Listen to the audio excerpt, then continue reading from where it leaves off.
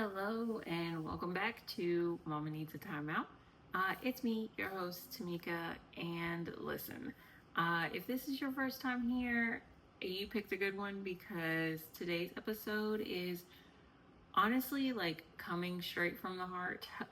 No filters, no fluff, just real grown woman talk.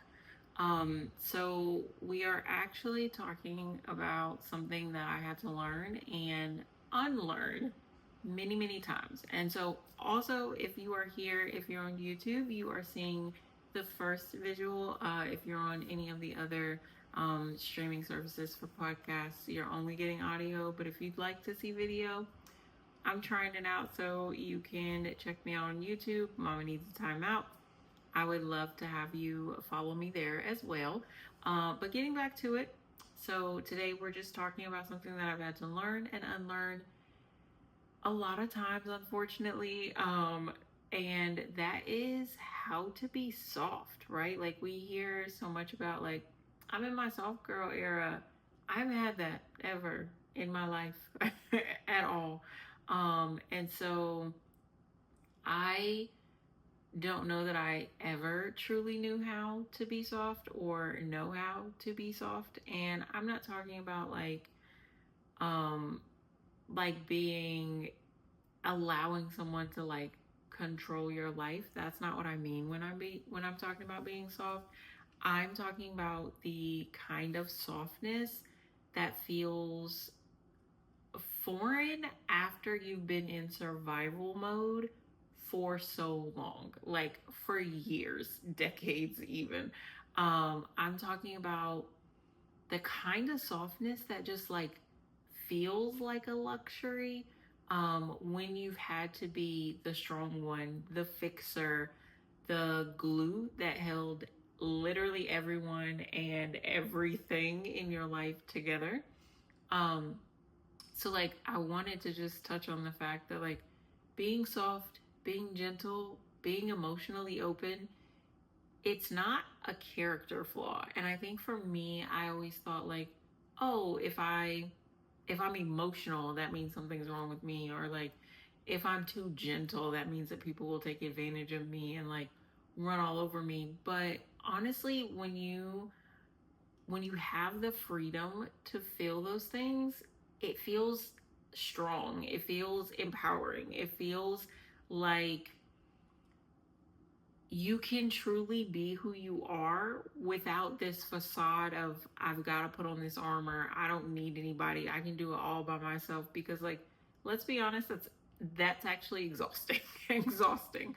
And so it's it's one of the strongest things that you can do. And if you've ever had to hide tears in your shower, or you've caught yourself just like snapping because you're burnt out, you're tired, and no one really ever checks in on you, then this episode is for you. So like let's be honest, most of us didn't get here by accident, right? Like we didn't just stumble upon being the strong one or being tough or wearing the armor or always holding it together for everyone else. Um, we learned to be this way because we had to. We weren't given a choice. And so I think if many of us could like go back through the years and pinpoint the moment that we had to become this way, we would find that all of the moments leading up to that required us to be that way. So like maybe you were the oldest daughter. Maybe you were the one who always had to show up for everyone else. Maybe your softness was taken advantage of, or you opened your heart up and you got hurt so bad that you swore to yourself that you would never do it again. You put it on everything that you love that you would never be soft again. And I mean, I remember feeling like if I showed too much emotion, people would think I was dramatic or I had to be the strong one. I had to prove that I could handle it all by myself. Um, I couldn't let anybody get close to me. I couldn't cry. I couldn't ask for help. I couldn't need anyone. I couldn't allow anyone to be there for me emotionally, physically, whatever. So I started just bottling everything up. I would smile when honestly, literally everything about me was breaking. My life was falling apart, but I was constantly smiling. When people asked me how I was doing, I was always doing okay. Even if I wasn't, I was okay. I was good. Life was great. And so I just kept pushing because I thought that's what made me worthy of other people. Like when I didn't need someone else, then it made me worthy of them because I wasn't asking them for anything. I was showing up for them, but I wasn't giving anyone the space or the opportunity to show up for me. Um, but honestly, like trying to be strong, trying to portray all this strength, um, it came at a cost and not like monetary, right? Like it didn't cost me money, um, but it did cost me in other ways. I wasn't sleeping well. I wasn't really taking time to like take a breath. I was constantly go, go, go, go, go because I was the only one that was there for me. And I was living in this space of constant tension. And it's like when you like clench your fist and you just don't even realize that you're clenching it. And by the time you realize it, you've got like the indentation from your nails in your hand, or God forbid, like you're clenching it so tight that you're like, you've broken skin, right? Like that's how I was emotionally. Emotionally, I was just so wound up that like every small thing was creating this desire to lash out. And when you have two small children, like that is not something that you want to be doing. It's not something that you feel good about doing. But like the smallest thing was the thing that would push me over the edge. Like you left the cereal on the table. Why would you do that? Right? Like I was crying so much just in my bathroom alone. And it was like, man, this doesn't feel strong. This doesn't feel healthy. This doesn't feel like the person that I want to be. Um, and sometimes we just harden because we think it's our only option. We feel like everyone around us has let us down. Everyone around us isn't showing up for us when we need them. And so it's like, this is the only option that I have. And I think it's because, at least for me, every time I let someone in, they mishandled me, right? Like, and that sounds so silly, but every time I allowed someone to break through the barriers, to get through all the boundaries that I set up, to make me feel comfortable enough to show them the gentler side of me, they used, abused, and tossed me to the side. And so I was constantly saying, I won't do that again. I won't be vulnerable again. I won't let someone in again because I learned to shrink my emotions so much that I wouldn't be too much for someone else. Because every time I let someone see me for who I truly was, it was met with disdain, it was met with disgust, it was met with mistreatment, it was met with a lot of resistance. It was met with this idea that I wasn't good enough or that I had to change to fit the mold that they wanted me to be. And so I stopped asking for help because I started to feel like being let down was worse than just doing it all by myself. I was struggling to find a balance in allowing someone to come in, allowing them to see who I was, but then also having somebody that felt like they wanted to be there with me, right? Like people love us when we're perfect. People love us when we have no struggles. People love us when we're easy, right? Like it's easy to love us. But like who shows up for you in your mess, right? Like who shows up for you when life is falling apart? Like when you're the strong one, you have to show up for everybody else when their life is falling apart. That's the expectation that they have for you. But when you're in your own situation, when you're feeling like life is falling apart, those people aren't there for you. And that's why we become the ones who feel like we have to do it all by ourselves. We have to shoulder our own burden. And so I used to pride myself on how much I could take, right? Like how much I could handle, how much I could put up with before I would break down. And just because you can carry it all doesn't mean you should, right? Like it's kind of like when you're getting groceries, right? Like just because you can put them all in your hands doesn't mean you should, because by the time you get them from the door to the kitchen, you got all the marks, right? And it's the same way when we're trying to be strong in our actual lives. We walk around carrying so much that by the time we're ready to like put it down or unpack it, it's already left marks. It's already left its imprint on us. And there's nothing we can do about it because we are carrying everything. And being able to handle the pain of carrying it all isn't a badge of honor, right? Like we're creating these deep scars that we then have to go back and try to heal. We've got to go back and try to mend and fix what we've now broken because we decided that like we were going to title or label ourselves the strong one.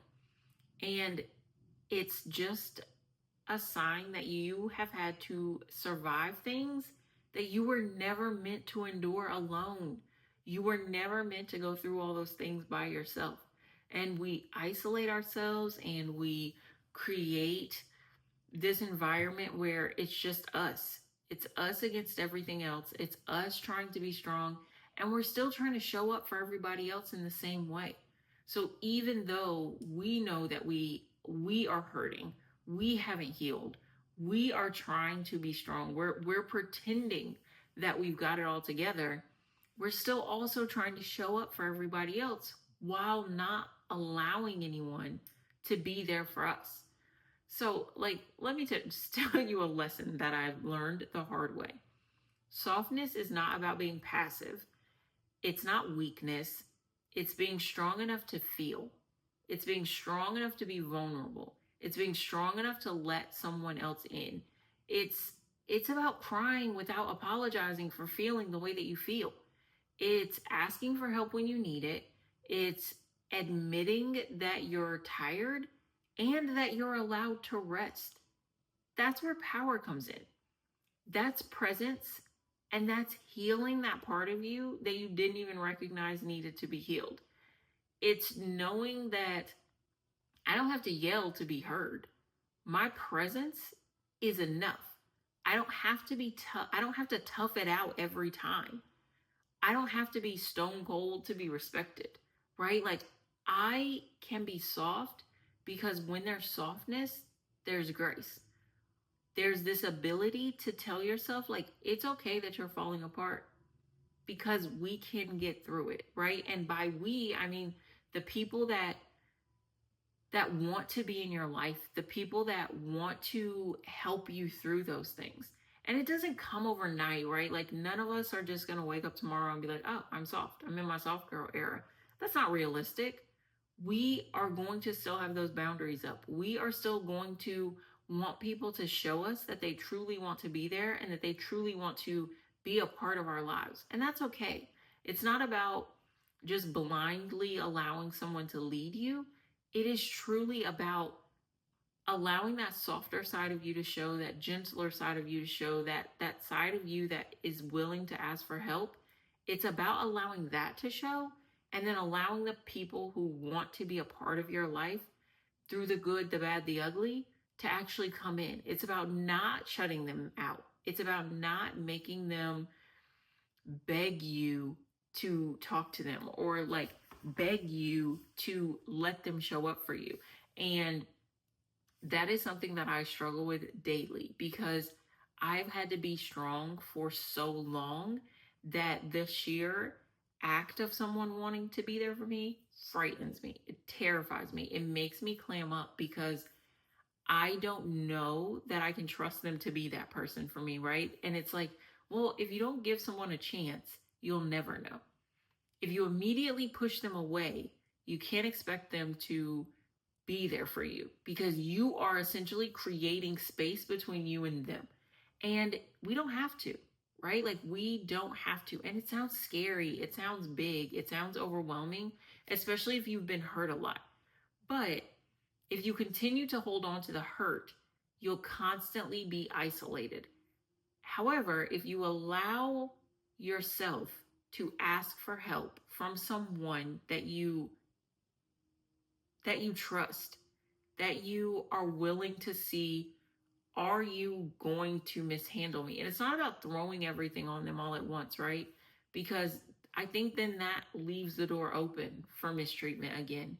But it's about allowing them small space in your life to show you the way that to show you how they want to show up for you. And so you it's not about being passive or quiet or timid. It's knowing that you could fight, but you choose to protect your peace instead. It's choosing to respond instead of react. It's choosing to speak with clarity instead of yelling from your wounds. So it's taking a minute to say, is the reaction that I'm having a real reaction to the situation, or am I unloading on you because of everything else that I've gone through that I haven't been able to let out? So being soft isn't just about allowing someone to blindly lead you. It's about giving yourself grace and allowing yourself to reflect on what you're going through and what you've been through. It's about knowing that you may be responding or reacting to something in a way that isn't truly you because you're hurt. But it's recognizing that and being able to say, that's not the way that I want to react. I want to take a minute and I want to actually respond in a healthy way. That's being soft. It's not about pretending that everything's okay. It's about being able to verbalize that things aren't okay. And then having the conversations that have to be had in order to heal those things and continue to move forward. It's healing out loud, even when it feels messy. It's showing your kids that it's okay to have feelings. It's not telling them to suck it up and move on just because that's what you were told. It's about showing them that sometimes things hurt. Sometimes things don't feel good. Sometimes you get angry. Sometimes you're let down. And it's okay to verbalize those things in a healthy way. That strength doesn't mean never struggling. It means being brave enough to admit that you are struggling. And that's something that I struggle with, right? Like if you ask me any day of the week how I'm doing, I'm okay. I'm okay. Why am I okay? I don't know. Some days I'm really not okay. Some days I am going through it. But if you're not a person that I feel like I can lean on, the response to you is going to be, I'm okay. And not even so much so that I don't feel like I can lean on you, but I am so used to just having to do it alone that I'm okay as a canned response. If you have been allowed to peek into my life a little bit, you know that I'm not okay. You can tell just by talking to me, by the cadence of my voice, by the way that I look, whether I'm okay or not. But everybody doesn't get that. Everybody doesn't isn't allowed to peek into my life in that way, and that's also okay. It's okay to still have boundaries. Being soft doesn't mean that everyone just gets to come and go as they please. It's still about having boundaries that other people have to respect and that you yourself are okay with upholding. Having those boundaries is another version of that softness because you now are saying, I respect myself enough to not allow you to come back into my life, but my boundaries are flexible enough that the people that are meant to see into my life, that are meant to be there for me, that are meant to see the hurt that I'm experiencing, they can come through those boundaries.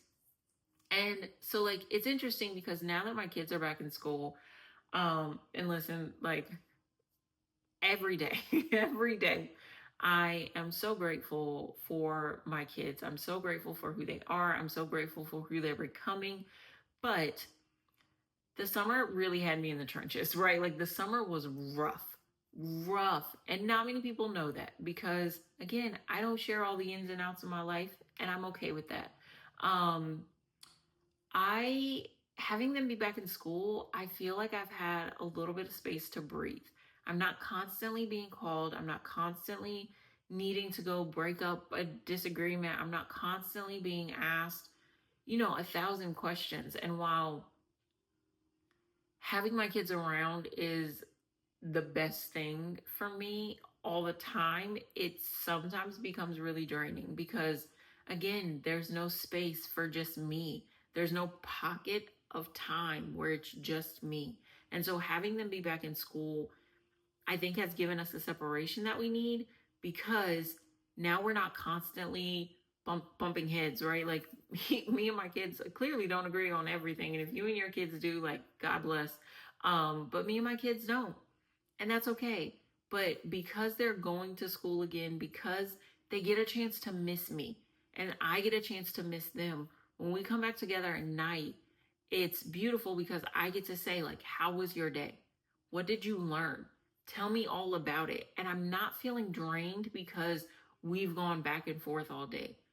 I get to see them light up about the things that they're learning. I get to see them light up about the different after school things that they're doing. My son plays football, my daughter, and he does dance. My daughter does dance and she does competition cheer. And so getting to hear about that just from a fresh perspective feels so good. It doesn't feel like just one more thing that I have to check off. It feels really good to be able to get back and reconnect with them. And I don't have to feel bad about needing that separation from them. I don't have to feel bad about that because if we were all honest, like, we all sometimes need that little breathing room so that we can say, like, okay, this space is for me. I can take this time to read a book. I can take this time to listen to music. I can take this time to journal. I can take this time to do whatever it is because I still have my 8 to 5, which is really, right, like a 6 to 6. And then I'm going to school full time. I'm a full time mom. So, like, when you put all those things together, I don't have space that's just for me. And without someone else or without a community of people that truly do want to see me succeed and that truly do care about my well being, I wouldn't be able to function in the way that I do. And so, softness for me really looks like me choosing to move slower in the mornings. It's about not rushing through everything in my life. It's about playing my music while I get dressed, even if I'm not going anywhere because I work from home. So, like, literally, I'm getting dressed to go sit downstairs for no one to see me except maybe the people that are walking by my window, maybe the UPS person that drops off my packages. Like, maybe I do a drive up order at Target, but I'm dressing up for me because it makes me feel good. And it's like allowing myself to cry if something hurts instead of me pretending that it doesn't. I have cried more in the past, like, 2, 3 weeks than I've cried in months, simply because of people asking me, like, are you okay? Are you sure? Right? Like, I can, and saying things like, I can tell that something's wrong and I'd like to support you. Right? And so, like, those things feel so freeing when you haven't had them. When you've always had to be the strong one, having someone say, like, it's okay. I get it. It's okay. You can cry. Like, that doesn't make me uncomfortable. Let me support you. That feels so good, but it feels so foreign. And it's so easy to go back into that mode of, like, no, no, no, no, I got it. Like, even in the midst of, like, bawling your eyes out, to say, no, it's okay. I don't want to talk about it. Like, I don't want to be a burden to you, right? Like, that's that false sense of strength that we just snap back into because we've had to do it for so long. And so I have found that I won't reach out for help, but if someone that I trust, if someone that I feel close to reaches out and says, like, hey, are you okay? I am more, it's more realistic that I will share than if everyone in my life waits on me to reach out and share with them. Now, mind you, I'm not saying that people have to, like, I don't want anybody to beg me to talk, right? Like, that's not what I'm saying. But I'm saying when someone is willing to give you the space and the opportunity to share, it feels really good. And then if they don't allow you to like snap back into that shell really quick, like I feel like that gives you strength that you didn't know you needed, and you're able to like borrow on that strength from someone else, and it feels like a load is lifted off of you anytime that that happens. And so it's, for me, it's even in the way that I show up as a mom. So I like to choose connection over control. I want to apologize to my kids when I mess up. I want to be able to say, you know what, I'm so sorry. Mommy was having a rough day and she took it out on you. And being okay with the fact that, like, maybe they don't understand what I mean when I say that I had a rough day. But being able to share with them that, like, sometimes even as adults, we are going to mess up.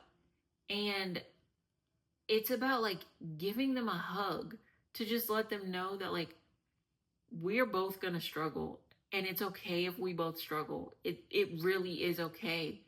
And I don't have to feel guilty when I say, like, I need a break, guys. Like, mommy needs time for herself. Mommy needs you to go and read a book so that she can sit here alone and just think. And it's not something that should make us feel guilty. It's something that is teaching our children that, like, you don't have to have it all together sometime, and it's okay for you to not. But the way that you show that you don't have it all together is what really is important, right? Like, throwing a temper tantrum isn't the best way to get things out, but like allowing, because even as adults, we often throw temper tantrums, and I don't know that we recognize that that's what it is. But when you get angry and you start yelling or fussing or telling somebody all the things that they've done wrong, that in and of itself is a temper tantrum. So if that's what we're showing our kids, how do we expect them to learn how to regulate their own emotions if we can't regulate our emotions? If we go from smiling to yelling and screaming within a span of minutes because something small happened. But that's what we're going to get if we have to continue to pretend to be strong. And so for me, softness is in the moments where I choose me, not just what needs to be done. Like, if we're being honest, there's literally a basket of clothes sitting right there that I can see, and I know they need to be folded. But instead of doing that, I chose to do something for myself. I chose to record this podcast because it's something that I wanted to do for me. Like, yes, the clothes need to be folded, but also I just folded clothes the day before, yesterday, the day before yesterday, the day before, the day before yesterday. So, like, instead of sitting here and folding those clothes, I said, you know what? I'm going to record this podcast because, like, that's something that I want to do. It's something that's going to make me feel good. And so, while I could be folding the clothes can actually wait. Nothing is going to happen because that basket of clothes is sitting there. And, like, yes, I can see it. So yes, it bothers me a little bit, but it's okay. Like, it's not a big enough bother that, like, I'm going to get off of here and go fold them. No, I'll do it tomorrow. And we've got to start choosing that, right? Like, it's not about just the rat race and getting everything done. It's about pouring back into yourself in whatever way that means. If that means, like, you get 30 minutes to sit down and watch an episode of a show that you haven't gotten to watch in a while, sit down and watch it. Everything that has to be done is still going to be there. And you can split it up. But, like, if you're in a moment where you just need something for you, do the something for you and then get back to doing the other things after you've done it.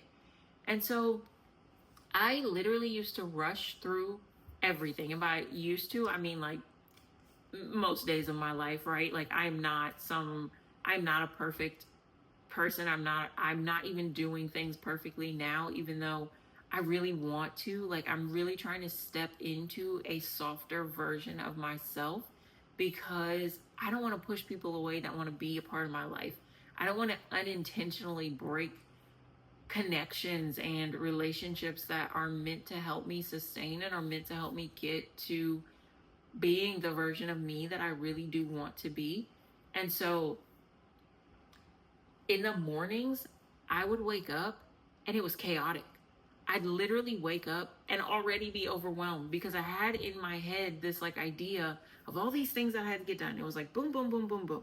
You've got to do all these things. And so, like, I'm waking up overwhelmed. I'm waking up behind a schedule that's like not even a real schedule. And so, because I already feel behind, then I feel depleted and defeated. And so, I'm starting my day in the negative. How am I going to make it through the day if like literally everything is taking away from me versus like adding to me? And so now one of the things that I intentionally try to do is I try to make room to feel soft in the small things. I light candles around my house, and by light candles I mean turn on the candle like little lamp thingy that like melts it. I'm sure you know what I'm talking about. But I light the candles so that I can smell things that smell nice to me, right? Like I love candles. I love Bath and Body Works candles. Um, and so just being able to like turn that on and allow myself to like slow down and really smell it, right? Like I take time to water my plants. Y'all, I have plants that I haven't killed yet. Who am I? Who am I? I killed a cactus. I killed some aloe. Like a couple years ago, like I could barely keep an artificial plant looking nice. But I have 4 plants now. No, no, no. I take that back. I have 5 and I have flowers that I haven't killed yet. And it's like those are the things that make me happy. Those are the things that bring me so much joy. I go downstairs and look at the flowers and I'm smiling because I have flowers on my table. I have I have a thing that represents the fact that like some someone cares about me enough to think about me and do the small thing that really just makes my entire day. And so like my mom gave me plants and I was like, "Mom, I'm going to kill them. They're going to die." Like you can't bring things, living things that I have to like remember to do something with, right? Like I got to keep my kids alive. You want me to now keep 4 plants alive too? Like who do you think I am? But walking around and watering my plants brings me so much joy. And like when they're not doing well, I'm like trying to figure out like why are you not doing well? Is this not at a good environment? And so it's like being able to focus on plants really helped me to focus on me because I was like, Tamika, you're putting yourself in a really harsh environment. You're not thriving, but you're not pouring into yourself in any way. And so reminding myself that yeah, you can keep other things alive, but like what's keeping you alive? And not in like the dreary like physical like you're not taking your medicine or like you're not feeding yourself, right? But like in the sense of what are you doing for you? What are you doing that is pouring back into you? Because you're constantly pouring out, but what are you doing to pour back into you?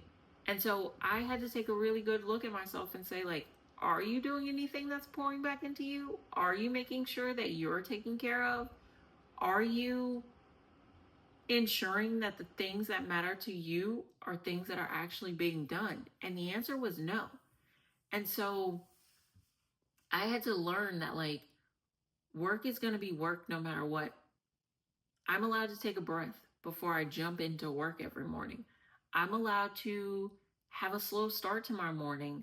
Um, I keep trying to like drink coffee, but for some reason, coffee and I are not I'm not making it right. And I don't know what it is. Maybe it's because I was always rushing to make it and I just need to like implement that back into or like make that be, if I could talk, make that be a part of my morning routine. It's just like being able to make myself a good cup of coffee. I used to be able to make coffee that made me very happy, but I haven't been able to do that in a while. And I think it was because I was so stressed, so overwhelmed that like coffee wasn't something that brought me joy. And so I wasn't able to drink it because I don't drink coffee for the caffeine.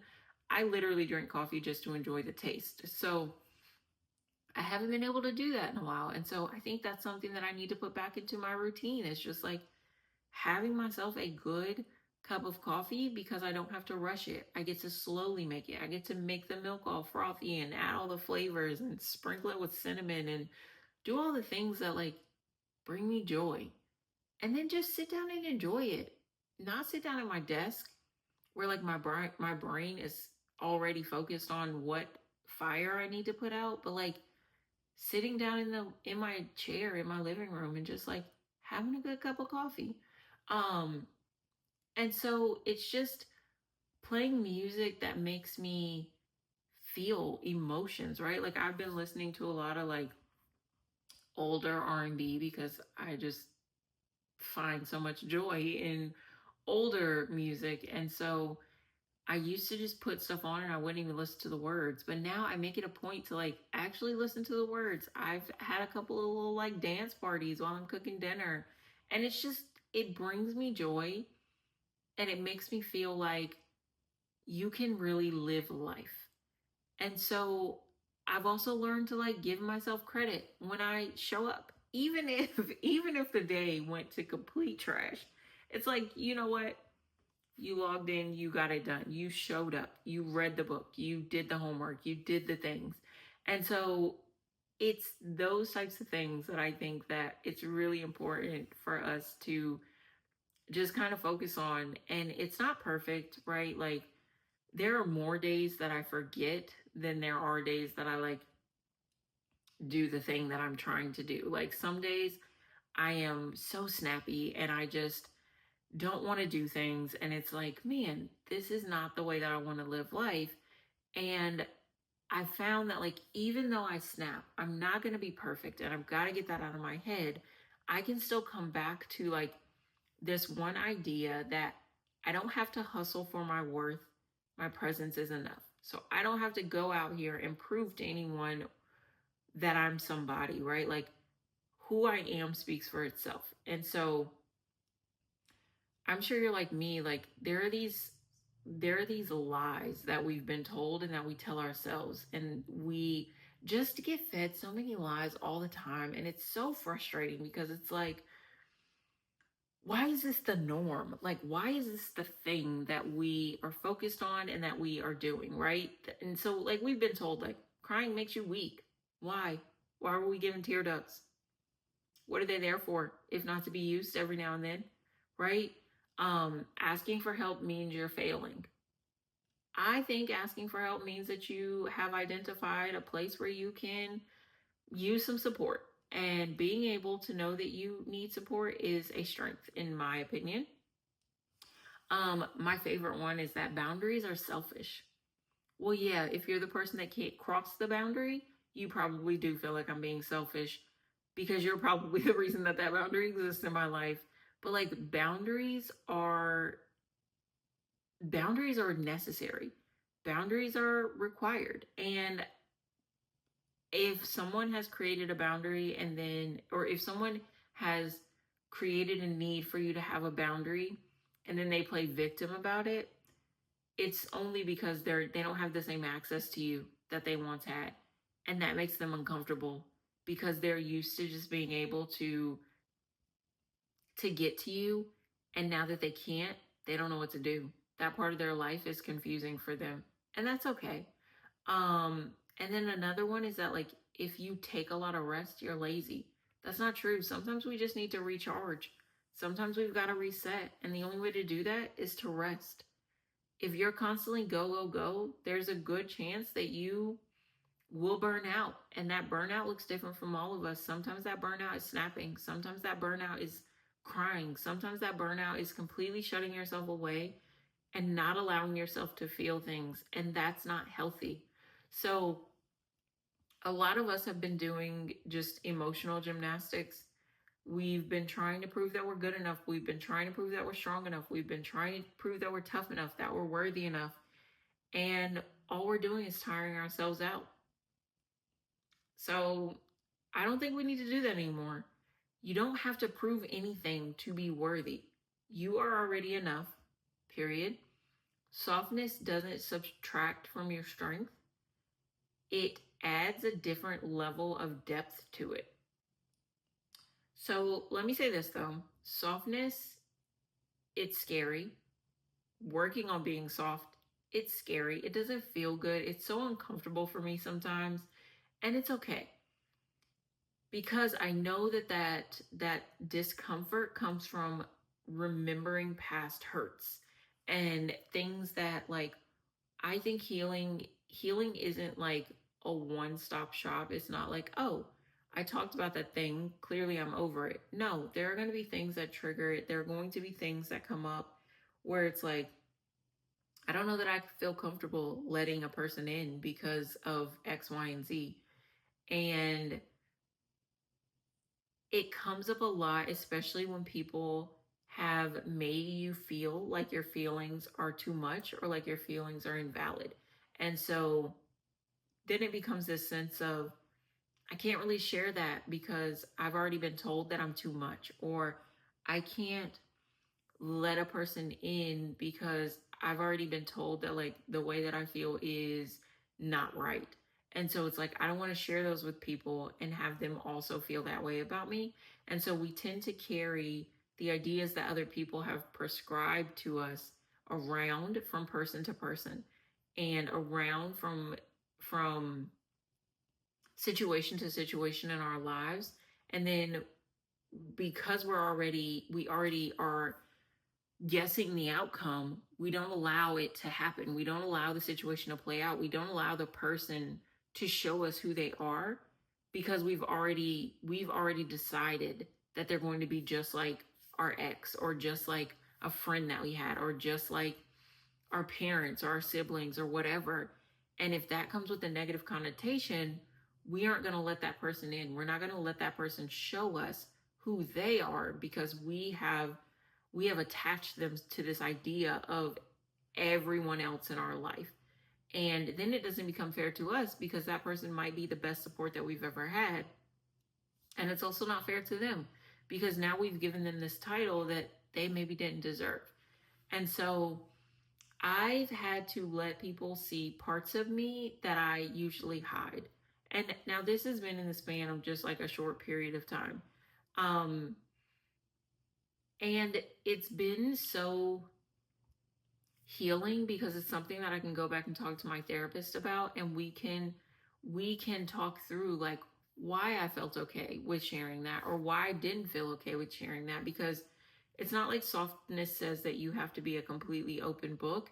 It's like you start by sharing small parts of you and then seeing kind of where that goes. And so I have shared like the not always the healed parts of me, but like the tender, the raw, the parts of me that are still in the process of healing.